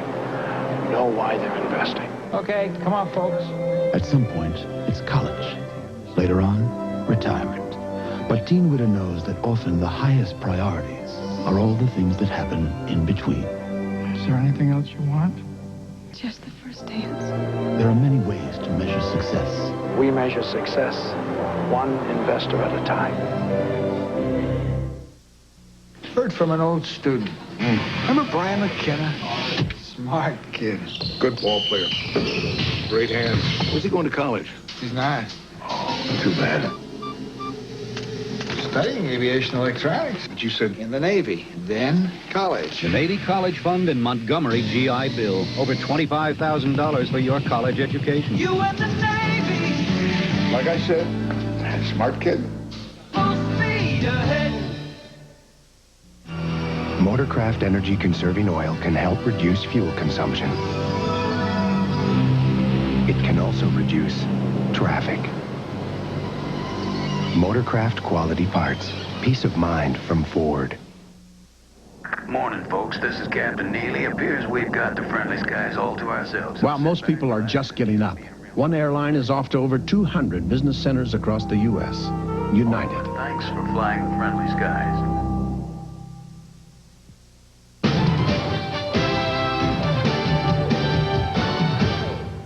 Major League Baseball coming down the home stretch, and a very important game taking place at Fenway Park in Boston. The Toronto Blue Jays, starting the day 2 games back of the Boston Red Sox, are leading the Red Sox 7-4 in the 7th inning.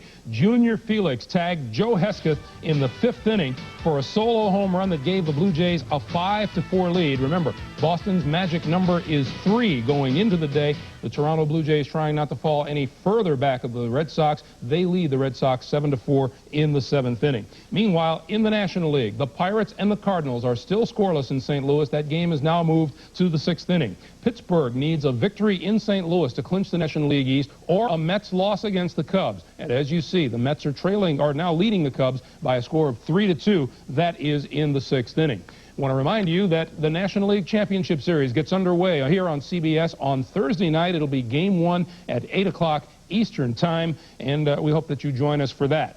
I want to remind you, too, that the Cincinnati Reds, of course, and their fans are counting down to Thursday night because they'll be showcased here. They are definitely in postseason play and will take part in Game 1 of the National League Championship Series. This was the scene in Cincinnati yesterday as the Reds clinched their first divisional title in 11 seasons. Happy fans, happy players. Tim McCarver caught up with Cincinnati manager Lou Piniella. It's been a heck of a fun summer. It's been a lot of hard work. The players have really played hard for me. I'm very appreciative. I told them just a few seconds ago how proud I am of them. You know, we've been in first place all year, and we would like to go out and win this game, and we still have a chance. We're going to go out there and play hard the last 3 innings, but San Francisco did it for us today. Any thoughts about how you clinched it? I mean, here the guys are in there, and they get the news the Giants have beaten the Dodgers. Well, they're all happy.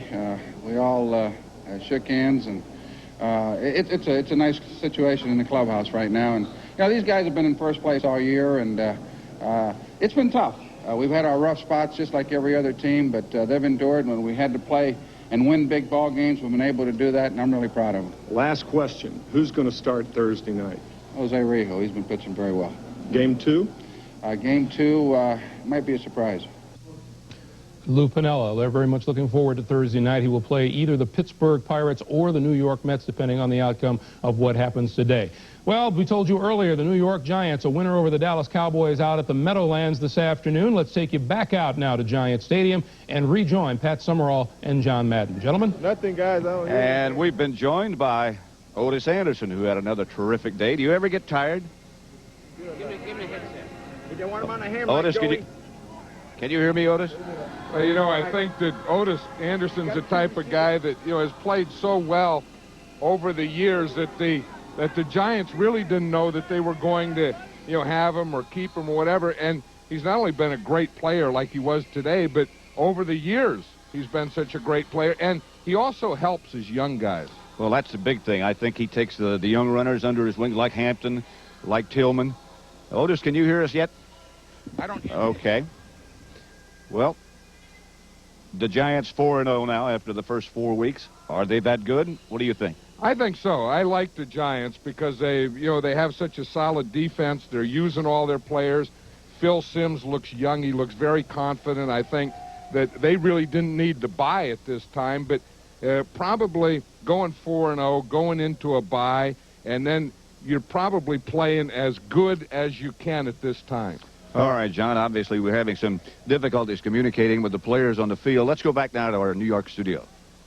All right, Pat and John, thank you very much. And if we get O.J. Anderson tied in to our communication system, then we'll rejoin Pat and John and talk to O.J. Anderson, who has been helped very much by the addition of Rodney Hampton in that backfield. O.J. Anderson had 79 yards on the ground. Meanwhile, we're going to check in on the game between the Tampa Bay Bucks and the Minnesota Vikings. That game is in the 4th quarter, and they are tied at 13. And let's join Tim Ryan and Irv Cross at the Metrodome.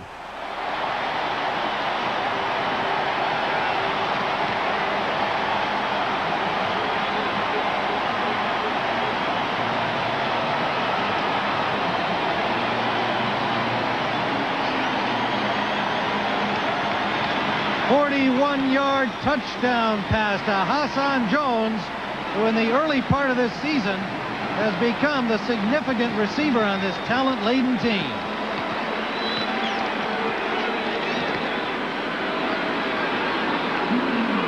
Donald Igwe-Buike will attempt the point after. We'd like to welcome those of you who have been watching the Giants-Dallas game. The Vikings involved in another thrilling finish here. 1:19 to play. They have just taken the lead. Tim, number 84, Hassan Jones, is beginning to rise into the star class here. People in Minnesota know him very well. He's made a lot of big catches. But the difference between Hassan Jones this year and in past years is once he catches the ball, he's become a good runner. He was never a good runner with the football in the past. Now he's getting in the end zone. And Rich Gannon, who has just missed on several pass plays today, a couple of which look like they might have been touchdowns, in the clutch here, has had the ball where he needs it to be, in the hands of his receivers. And the Minnesota Vikings have taken the lead. So 1:19 remaining in that game. Rich Gannon, took him a while to find his rhythm in that game. You know what I'm surprised at? I'm surprised of what I've seen here is that the Bucs were in man coverage. And you never go into man coverage when you're trying to either protect the tie, go in overtime, or protect the lead. And the reason is because if you hit a person on a crossing route, he goes all the way for a touchdown because only one guy is covering him. You get into man coverage, you gamble, and when you gamble, you get burned, and that's what happened to Tampa Bay that time. You're always covered on the other side of the field in a zone defense. In a zone, you got to go through a layer of people to get in the end zone. On a man, you got one guy covered, and you catch it, you're away from him. Okay, the Vikes lead at 20-13, under a minute and a half to play at the Metrodome. We'll take a timeout and continue on the NFL Today in just a moment.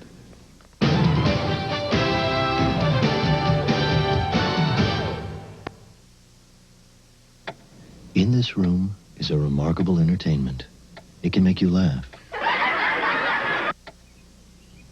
Or change moods. It'll take you around the world. It comes with 50,000 people to help.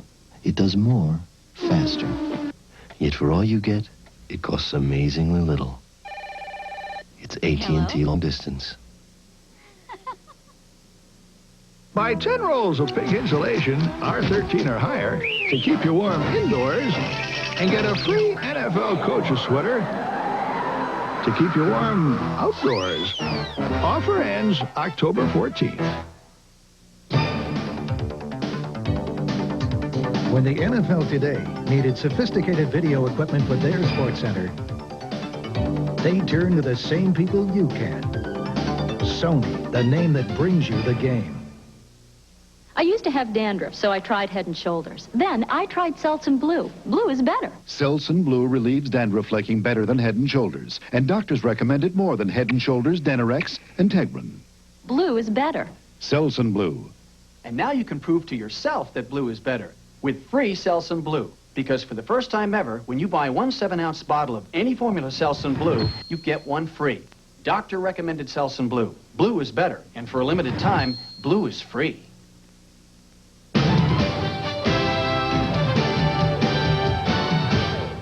Welcome back, everyone. The NFL Today continues with the post-game show here on CBS. The New York Giants have gone to 4-0 this afternoon with a victory over the Dallas Cowboys. Let's tell you about what's happening at Minnesota now. The Minnesota Vikings and the Tampa Bay Bucs in the fourth quarter. Almost a minute to play in that game now, and the Vikings have grabbed the lead on Tampa Bay by a score of 20-13. But look at Vinny Testaverde coming back here to Bruce Hill. Testaverde doing some scrambling, and then down the sideline, Bruce Hill breaks away near midfield, and he is run out of bounds. It looks like at about the 30-yard line. So the Tampa Bay Bucs will get back into shooting range again. Well, how many times have we seen it happen at the end of the game where everybody throws all those Hail Marys up, and you never know what can happen? Kind of like last night, why didn't Auburn try a couple of those, with 11 seconds left? But Tampa Bay will put it up in the air, and gosh, who knows? It might be overtime. You can't compare those two. But you can try. All right, let's run through the scores for you once again, beginning with the New York Giants and their victory over the Dallas Cowboys this afternoon, 31-17. And Bill Parcells looking for win number 4 on the day. He was going to get it, too. Phil Simms in the first quarter, 12 yards to Mark Ingram. And some questions about this touchdown, Terry. Well, the question is, were both feet in bounds after the catch, and there was not time for a replay, but notice the right foot's down, and then the left foot by Ingram touches the out-of-bounds marker, incomplete. Then Sims came back in the second quarter to Bob Morosco. 17-3, Giants in the lead. And then Sims, 27 yards to number 27, Rodney Hampton. Out of the backfield, look at the beautiful catch, and then actually the impetus was put on by the defensive back that put him in Hampton put him in the end zone. Sims resting. Jeff Hostetler came on. This is a nice scramble for 12 yards. Yeah, fresh legs, an opportunity to get it and showcase your talents, and Hostetler's always been a guy that Parcells has liked, and that's a very good job right there by him. The entire fourth quarter was his, and he did a beautiful job of running the team. Not a bad day for Phil Sims at all. 3 touchdown passes, 16 of 22 for 188 yards, and those 3 touchdowns in just 3 quarters of play. The Philadelphia Eagles in the fourth quarter by a field goal over the Indianapolis Colts, 20-17. Reggie White having a big day on defense with 3 sacks, and Randall Cunningham with a couple of touchdown passes, one of them to Keith Jackson, the tight end, for 35 yards. Green Bay and Detroit. This game is in the fourth quarter. The Lions are leading the Packers 21-16, and the winner of this game goes to 2-2 on the year.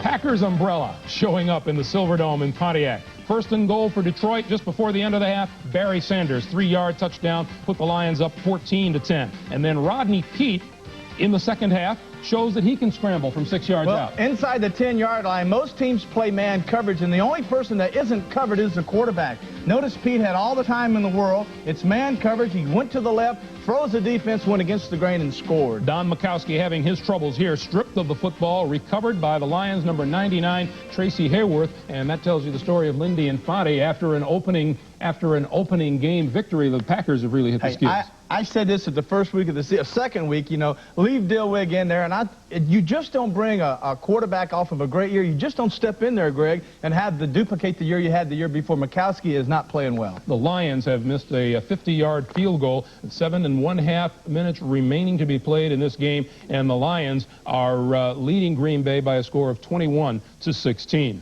Meanwhile, the Tampa Bay Bucks have just gotten on the board against the Minnesota Vikings. Testaverde has thrown a touchdown pass, and here's what happened in this game. Bruce Hill on the receiving end. Testaverde, he's got a man, touchdown! Bruce Hill! It was the 11-yard touchdown pass from Vinny Testaverde to Bruce Hill. Yeah, didn't need a Hail Mary from 10 yards out, did you? Good job, wide open in the back of the end zone. Moving on down the scoreboard.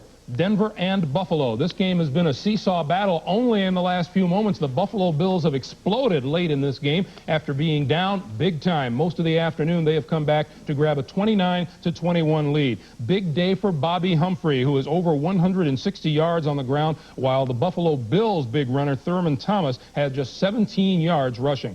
The Miami Dolphins beat the Pittsburgh Steelers 28-6, make it 4 straight games now, and the Pittsburgh Steelers have yet to score an offensive touchdown. And boy, that man Don Shula taking big advantage of the Steeler defense today. Miami on the fake punt, Jim Jensen to number 80, Farrell Edmonds, for a 27-yard gain. That set up a Miami touchdown and a 7-0 lead. The Dolphins, first and goal of the Pittsburgh 7, Sammy Smith. Well, the one thing that Coach Shula has brought to the Miami Dolphins is a running attack to go with Marino's passing, and then you see the great defense. You know, defense that really it's kind of unheralded, but the blitzes coming from the outside puts Bubby Brister out of the game. Dan Marino, 35 yards to Mark Clayton right here, doing everything that Bubby Brister wishes he could do at this point. The Miami Dolphins clicking easily today over the Pittsburgh Steelers, 28-6. Let's update that Tampa Bay score for you now. It is a 20-20 score with 24 seconds to play in the game at the Metrodome. We'll keep you updated on that, and we'll continue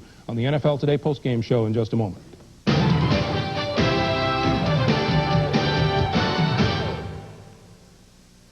I'm on my way. Boise? When your travel plans suddenly change, You gotta help me. I checked my case to Boston, now they want me in Boise. it's good to know Delta's got a team like Cumbus Walt, I need a recheck fast. to Price Blood sample case? to Morris number 4479. to Elliott. I got it. Great job, Walt. No problem, Mr. DePrima. Thanks. Mr. DePrima, Mr. Michael DePrima, please call your office. Walt? About that bag.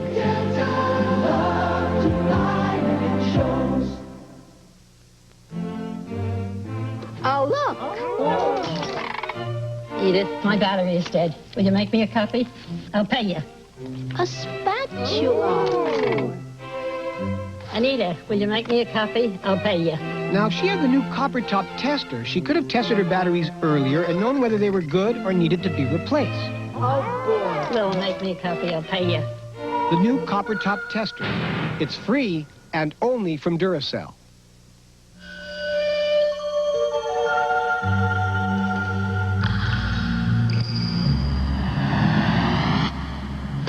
This is not what you want in a shave.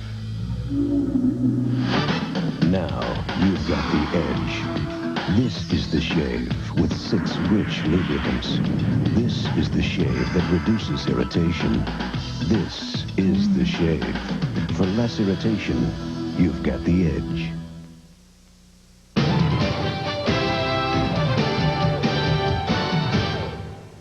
At Minnesota, the score is 20-20. Minnesota with the ball at their own 20-yard line and 20 seconds to play. Let's take you out to the Metrodome now and Tim Ryan. Tim?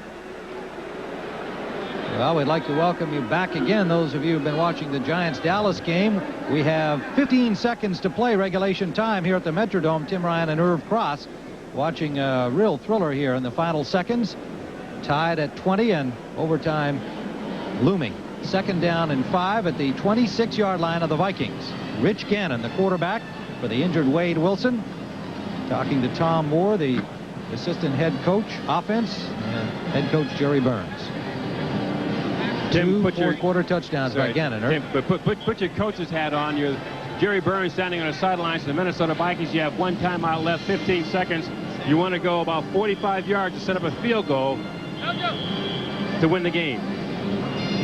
Well, the Buccaneers had to bring it upfield with just about a minute and a half remaining after the last Minnesota score, and Testaverde got it to Bruce Hill for the score. Tying it up at 20.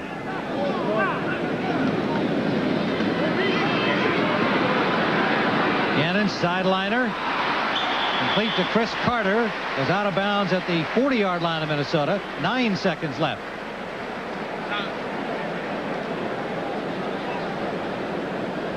Well, there's a look at the developments here today. A big day for Gary Anderson, 96 yards rushing and a touchdown. Anthony Carter has a touchdown and 6 catches. Hassan Jones has played well, but this was the one that tied it up. Testaverde to Bruce Hill, left all alone in the end zone. Testaverde spotting him just as it appeared he was about to take off running. Back live with 9 seconds. Gannon going deep to the squadron. And it is incomplete. 4 defenders, 3 receivers, no catch. 3 seconds left. Overtime appears ahead. Mark Trestman will signal in this last offensive call. Gannon looked like he either didn't know what it was or he didn't like it. Ray Perkins. Tim, that squadron right, squadron left formation the Minnesota Vikings run is really a very important part of their offense. A lot of teams will run a play like that as a throwaway. Let's just throw it up there and see if something can happen. They work on it in earnest, feeling they can score on that play because they have 3 guys to the far right side of the field there who are great jumpers. Well, they're going to try it again.